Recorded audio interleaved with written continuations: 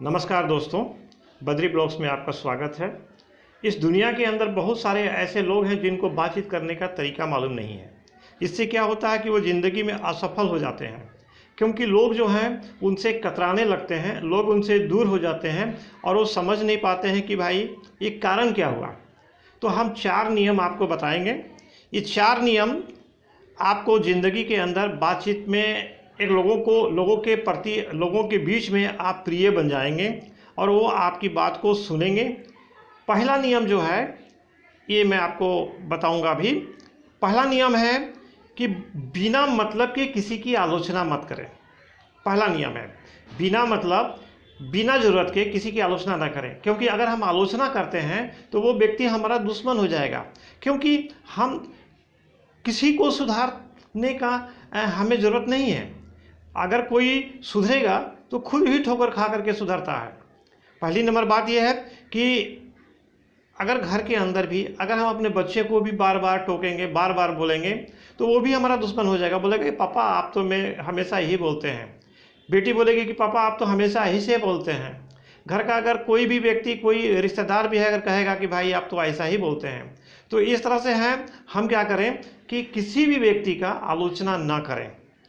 और प्रशंसा, नंबर 2, प्रशंसा हम लोगों के बीच में करें। किसी व्यक्ति की अगर प्रशंसा अगर करनी है तो हम लोगों के बीच में करें। और अगर उसकी कोई गलती भी बतानी पड़ गई कोई, तो उसको अकेले में बताएं, लोगों के बीच में हम कभी भी ना बताएं। इससे क्या होगा कि उसके मान सम्मान को ठेस नहीं पहुंचेगा और वो व्यक्ति भी अगर समझदार होगा तो कुछ समझ जाएगा।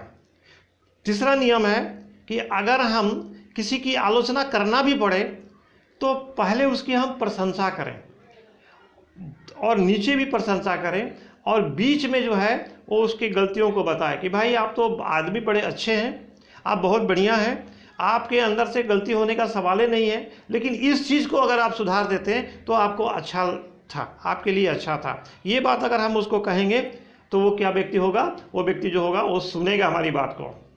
चौथा नियम ये है कि हम सुने ज़्यादा और बोले कम। अब बोले कम का मतलब ये नहीं हो गया कि अगर कोई पूछता भी है तो हम हाँ और ना में जवाब दें, ऐसा नहीं है। हाँ ना में उतना ही बोलें जितना हमें ज़रूरत हो। क्योंकि हम अगर कहीं किसी व्यक्ति के पास में जाएंगे और उसकी बात को अगर हम सुनेंगे तो हम हमारी बात को सुनाएगा, क्योंकि हम हर व्यक्ति के अंदर सुनने की ताकत कम हो गई है और बोलने की ताकत ज़्यादा हो गई है। जहाँ देखिए वो 75% बोलता है और सुनता है ये नहीं है। तो हमें क्या है कि सुनना ज़्यादा है और बोलना कम है। इससे वो व्यक्ति जो होगा वो हमें, हमारी बात को भी, हम जब अपनी बात को रखेंगे तो हमारी बात को भी वो सुनेगा। अब ऐसा है कि आज अगर आप उसकी प्रशंसा करते हैं तो 2-4 दिन के बाद में फिर एक बार प्रशंसा कीजिए, लेकिन एक्चुअली प्रशंसा कीजिए, सही प्रशंसा कीजिए। जैसे कि भाई आप तो कपड़ा जो पहने हैं ये बहुत अच्छा कपड़ा है, सचमुच उसके शरीर पर मैच कर रहा है। आपके जो बात करने का जो स्टाइल है, आपका बात करने का जो तरीका है, आपका बात करने का जो सब्जेक्ट जो है वो हमें बहुत अच्छा लगा, हमारे दिल को भी चुभ गया। और कभी भी किसी के घर से अगर आप जाएं, कोई अगर चाय पिलाता है, नाश्ता कराता है या खाना खिलाता है, तो आते वक्त उसके घर के बारे में, चाहे उसके चाय के बारे में, चाहे उसके बच्चे के बारे में, चाहे उसके रिश्तेदार के बारे में, किसी के बारे में जो वो अच्छा पाता है उसके बारे में आप प्रशंसा कर करके आइए। प्रशंसा करना कोई खराब नहीं है। ये प्रशंसा जो है यही होता है जो हम वशीकरण मंत्र है। ये प्रशंसा ही वशीकरण मंत्र है। लोग बोलते हैं ना कि अगर हम मंत्र पढ़ेंगे तो कोई हमारे तरफ आकर्षित हो जाएगा, हमारे बस में आ जाएगा, हमारी बातों को मानेगा। तो ऐसा कुछ भी नहीं है, बल्कि ऐसा है कि हम बातचीत से किसी को अपने तरफ झुका सकते हैं, मोड़ सकते हैं। तो हम ये चाहेंगे कि हम बातचीत करने की ये कला को सीखें। ये बातचीत की पहला कला जो है, ये पहला भाग जो है वो हम आपको बता रहे हैं। इसका दूसरा भाग जो है हम आपको जल्दी ही बद्री ब्लॉग्स में देंगे।